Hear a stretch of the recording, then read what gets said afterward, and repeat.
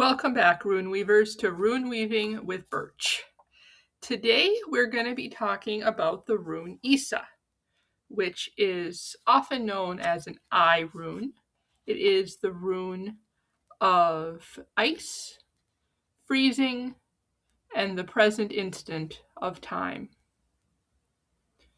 So we're going to start off with verse 18 to 19 of the Havamal. He knows alone who has wandered wide, and has fared, and far has fared on the way, what manner of mind a man doth own, who is wise of head and heart. Keep not the mead cup, but drink thy measure. Speak needful words or none. None shall upbraid thee for lack of breeding, if soon thou seekest thy rest. I always find that one rather interesting, considering the pop culture imagery of heathenry and Vikings as overly drunk, falling over, holding on to their mead cup too long. The words of Odin are pretty clear on this point. If you are truly looking to practice and follow the ways of the High One, don't overdrink. Don't overdo it. Drink enough to be satisfied, and then go along on your way. Nothing to excess. Isa is not a rune that you can take to excess. And for the purpose of this video, it is one of the easiest ones to show you. With Isa, we're looking at a straight line, a barrier. Imagine for a moment, right, we're working with a spell comes in, hits the barrier. Nothing comes out. That is one of the uses I have found for Isa over the years. If you feel that there is baneful magic being worked against you, Isa, often combined, of course, with our old friend Thurasaz, the Thorn, these two together can make excellent runes for warding and stopping incoming baneful magic.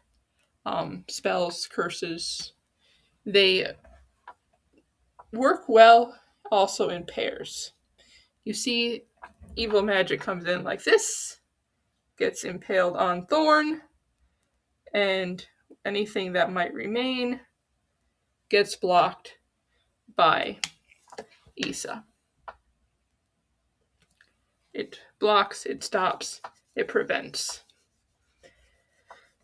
And that is, again, going back to its role within the Futhark as the rune of ice. When we talk about water, right, we talk about flowing waves of water. And when water is a liquid, these molecules are zigging around fairly quickly.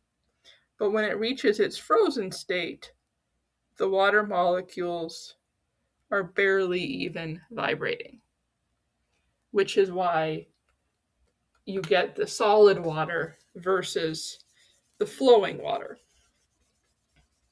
And Isa carries that magic into more of the energetic and spiritual planes.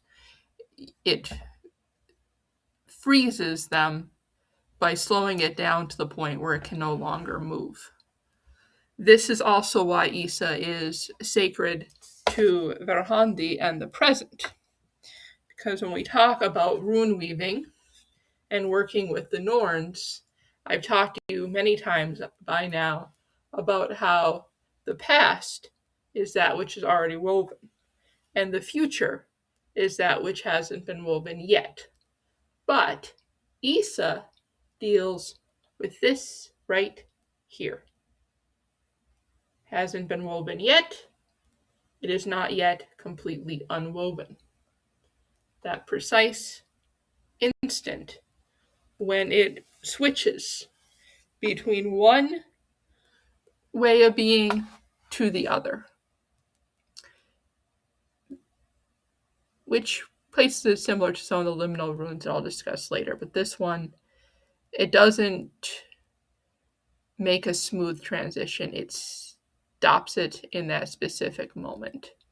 I don't know how many of you out there are fellow Terry Pratchett fans, but if you are a Terry Pratchett fan, or you simply are wondering what I'm talking about here, I highly recommend the book Thief of Time by Terry Pratchett if you want to understand the concept of what Issa controls, which is the moment that is the smallest possible tick of time. We talk about our atomic clocks and a nanosecond, but what is that moment which hangs precisely on the precipice between the past and the future? We call it the present, but it passes so quickly that by the time we are aware of it, it's the past. And everything we anticipate is future. But the future is constantly appearing in the present as we move forward in time. So Issa is when all those time molecules, let's call them, freeze, like water frozen in winter. And as they freeze, time gets trapped into the present.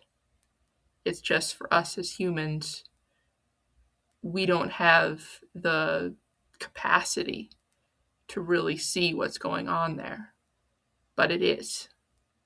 And again, that's where reading Thief of Time will actually fill in, because the whole book is a quest to steal and capture that single moment of time that is neither past nor present, or neither past nor future, but precisely the present. What kind of clock can capture that moment?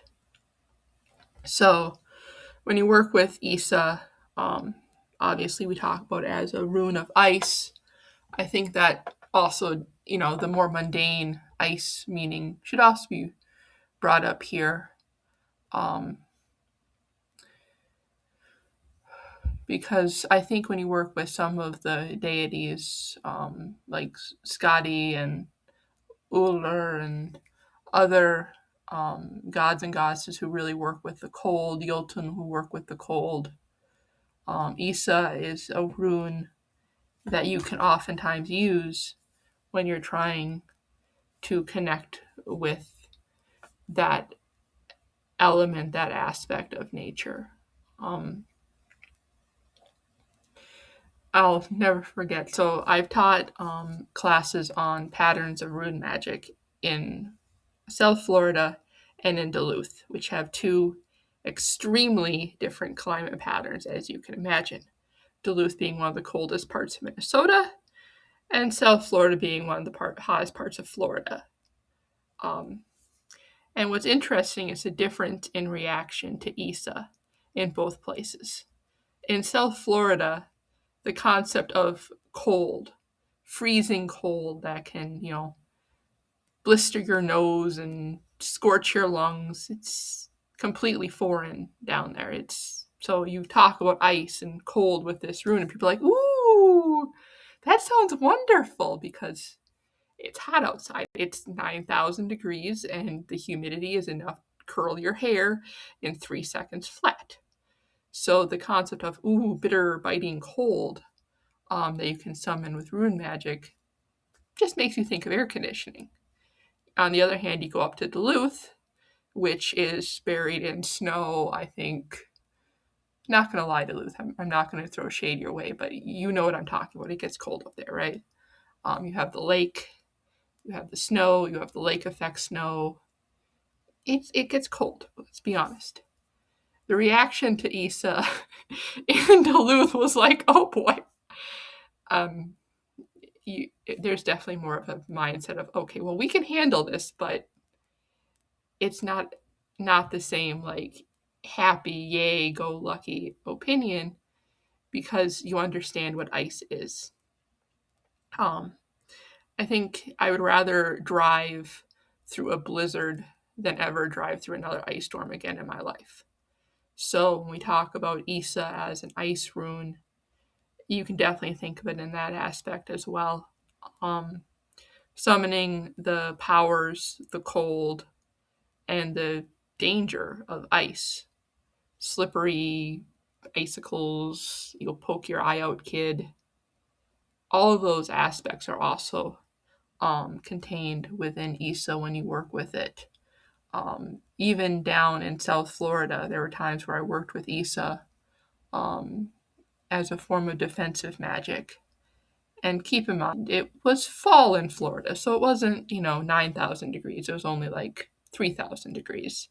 Um, but I felt cold, like shivering cold while I was working with it outside in Florida in 3,000-degree weather. So it's definitely a rune that is very tied into the cold, frozen aspects of the world. And when you think about it, nowadays at least we have central heating and good insulation.